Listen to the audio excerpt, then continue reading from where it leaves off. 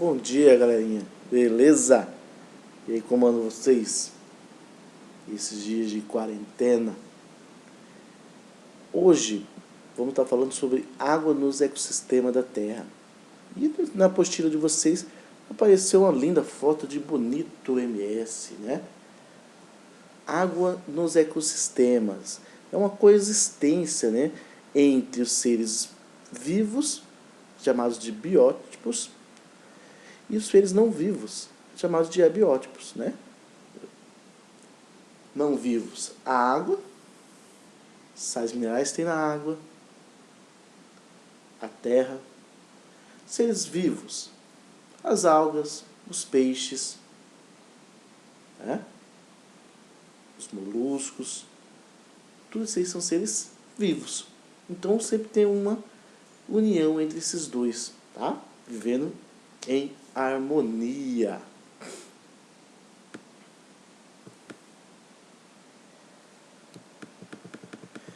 Nos ecossistemas aquáticos, tá?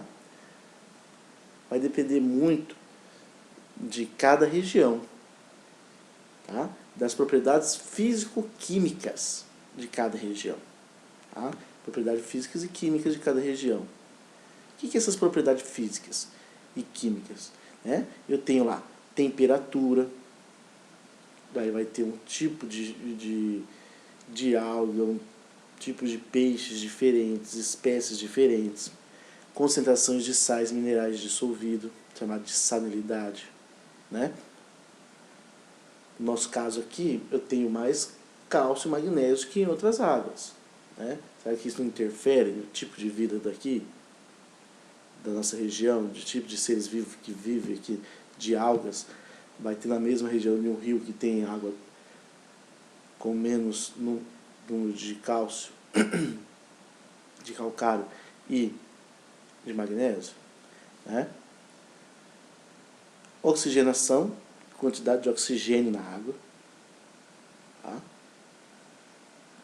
Porque isso aqui manda muito também para a vida dos seres vivos, né? Eu tenho lá, quando eu tenho muita alga nos rios, né? Essa aí ela pode roubar esse oxigênio, também diminuir alguns tipos de algas, diminuir esse oxigênio e os peixes morrer. Quando acontece no Pantanal, tem um fenômeno, todo ano acontece, né? Quando o rio enche, ele traz um monte de folha, galhos, e quando o Pantanal começa a baixar, essas folhas, esses galhos, eles começam a apodrecer. E ali, bactérias, né, vão consumindo e a água vai tirando o oxigênio da água. E aí é onde números gigantescos de peixes morrem. Mas isso é um fenômeno natural, tá? Do Pantanal. Turbidez, né? As partículas que estão em suspensão, tá? Que vai deixar a água, né, mais clara, mais limpa. Luminosidade, que é a entrada de água, entrada de luz na água, né? O Sol ele tem um limite, né, de raios solares que vai entrar. Depois fica sem, né? Aí eu tenho vida, seres vivos que vivem nessa região com mais entrada de luz, seres vivos que vivem em regiões com menos entrada de luz. Os ecossistemas docícolas, né, são formados pela água doce. Eu coloquei aqui para vocês em azul, tá? Água doce, tá? São formados pelo conjunto de seres vivos que vivem em água doce, ó, como lagos, lagoas, rios, córregos, tá? E a movimentação, eles podem ser lenta, dessa água doce, ou uma rápida. O que é uma movimentação lenta? Essa movimentação lenta refere-se a lagos, né? Onde que eu não tenho uma entrada de água ali. Pode ser da chuva, ou pode ser alguma mina que tem ali, mas ela não tem um movimento, não é um rio que vai correr, ele fica água parada. E ali ela recebe luz solar, mais luz solar, né? E quando ela recebe essa luz solar, a primeira camada sempre vai ficar mais quentinha, que a água vai ficar menos densa, quente, ela fica em cima. E mais ao fundo fica sempre mais frio, né? Até quando você entra numa piscina, por exemplo, é como se fosse um laguinho. Quando você vai entrando na parte mais rasa, está quentinho. Aí quando você vai para a parte mais funda, embaixo está frio, em cima está quente, né? Devido à entrada de luz solar. Nos rios, né? Quando um rio é de montanha, né? Onde que ele corre muito rápido, tá? Geralmente, ou com bastante volume de água, a sua água geralmente é mais turva, mais escura, porque ele carrega muita partícula. Quando o rio é mais parado, né, a água corre menos, em velocidade menor, ela carrega menor partícula, né, e menos partícula. E aí é onde que os rios têm águas mais claras. Aqui tem a foto de um lago, né? Olha lá. Então, provavelmente, quando recebe a luz solar, fica mais a temperatura quentinha em cima e frio embaixo. Nos rios não acontece isso porque ele sempre está corrente. Quanto mais o rio for de cachoeiras, né, mais fria a água. Quanto o rio for mais parado, mais quentinha. Né? É igual no rio Mimoso. Quem já foi no rio Mimoso, nas cachoeiras ali, a água é gelada, porque tem muita cachoeira.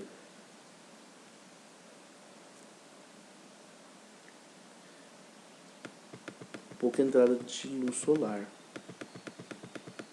Ecossistemas marinhos.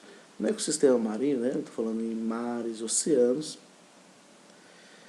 O ecossistema marinho representa a maior parte da superfície, né, o mar maior, né, água salgada em grande volume e grande biodiversidade, né? O que é biodiversidade? De seres vivos, desde micro até macro, né? Micro, seres microscópicos e seres gigantescos, como baleias, né?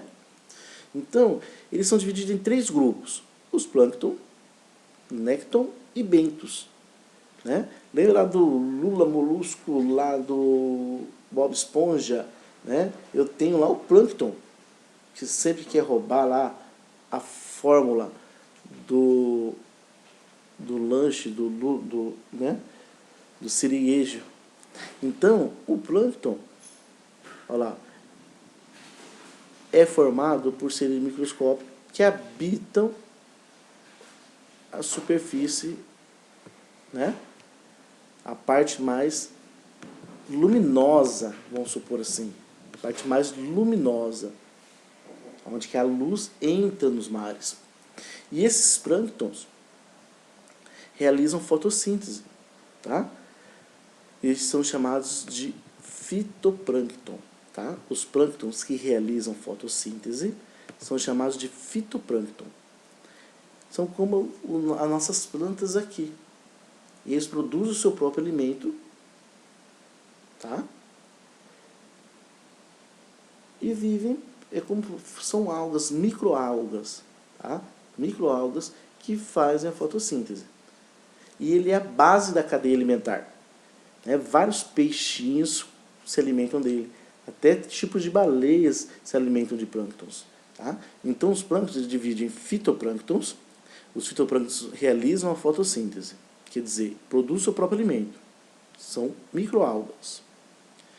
E os que não realizam fotossíntese são os zooplânctons. E quem são esses zooplânctons? Os zooplânctons são pequenas, né, fase juvenil de estrela do mar, fase juvenil, né, de moluscos, né, seres, são animais, tá, na sua fase juvenil, tá, e eles não produzem o seu próprio alimento, beleza?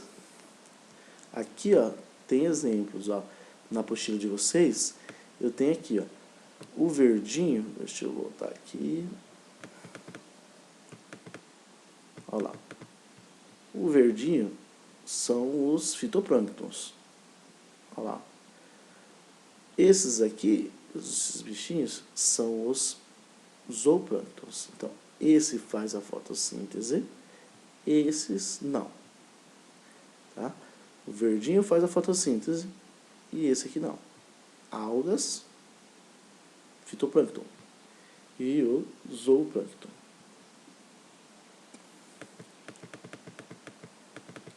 Depois eu tenho os nécton. Os nécton tá aqui, ó. São esses carinhas aqui, os peixes. Todos os seres maiores. Peixes, baleias, né? Peixes, mamíferos como baleias, golfinhos. Todos eles são néctons, tá? Tartarugas. Os bentos são quem forma os corais, tá? São os corais, são as esponjas do mar, tá? Todos esses são bentos que vivem no assoalho, né? Caracóis, esponjas, tá? Todos anêmonas, tudo isso aqui, ó. Essa parte, tudo vocês, tá? Que formam no assoalho, que fica embaixo aqui, ó, são os bentos, os bentos.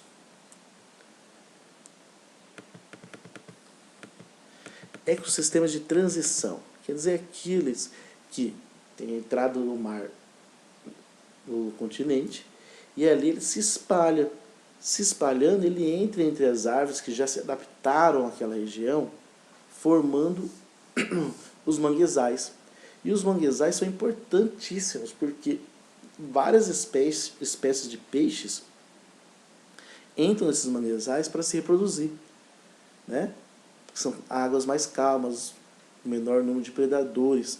E aí eles entram ali, se reproduzem, né? Botam seus ovos, eles eclodem até eles ficarem de um tamanho bom para voltar novamente ao mar aberto. Um outro, agora saindo do aquático, eu tenho o ecossistema terrestre. Vocês vão estar estudando bem isso aqui no 7º ano, o ecossistema terrestre, vão estar estudando ponto a ponto. Aqui eu vou só dar uma pincelada para vocês. Tá? Então, o ecossistema terrestre. No ecossistema terrestre, eu tenho a disponibilidade de água e as variações de temperatura. São fatores abióticos determinados para a diversidade da vida. O que é isso aí? Quando o lugar tiver água ou não, vai interferir na tipo de vegetação, a quantidade de vegetação, o tamanho da vegetação, tudo isso interfere. Tá? Por exemplo, o primeiro aqui ele colocou tundra e deserto. Tundra e deserto, quer dizer, deserto, ambos, o deserto ele tem uma característica, que ele fica de dia muito quente e à noite a temperatura pode chegar a 0 graus. Tá? A tundra, ela tem muito baixa temperatura o ano inteiro, tá? É um pouquinho abaixo do Ártico, tá? Quando você assiste aqueles filmes, né, o cara está lá na neve, no gelo, não tem árvore nenhuma, é ali, tá? Pouca, só vive em estado sólido, água, estado sólido, tá? A temperatura é baixíssima, não tem quase vegetação nenhuma, só gelo. Nos ecossistemas de taiga, já é abaixo da tundra. Né? Então eu tenho lá no Polo Sul e o Polo Norte. Lá no Polo Norte. Ali no Polo Norte eu tenho, né, a parte da tundra, que é a parte mais fria, né, com gelo todo ano. Abaixo um pouco já começa a vegetação taiga, né, o ecossistema taiga, quer dizer que são florestas temperadas, que já aguenta, não tem aquele ano só de frio, mas também tem a parte com uma época que faz uma temperatura mais elevada, então ela é dividida em verão e inverno, tá? E ali eu tenho bastante pinheiros, tá? A vegetação lá, mais pinheiros, a forma de cone, para aguentar a neve também. Tá? Tropicais, exemplo, Amazônia, né, que eu tenho um alto índice de chuva e abriga uma grande diversidade, né, de espécies diferentes, tanto vegetal, animal, fungos, tudo na floresta tropical, porque tem um alto índice de chuva. E eu tenho ecossistemas de savana e pradaria. Né? Eu coloquei pampas aqui, que é do ecossistema de pradaria. O que é sistema de pradaria? É onde tem aquela vegetação rasteira, já nativa. Então são tipo um capim nativo. Tá? Tem muito no Rio Grande do Sul. E savana, né? Eu tenho vegetação também com arbustos, pequenos arbustos, né? Retorcidos devido à estiagem que faz. Então é como se fosse o Nordeste, né? A nossa caatinga. Um pouco parecido. Com pouca chuva durante o ano. Era isso, galerinha. Muito obrigado. Até o próximo.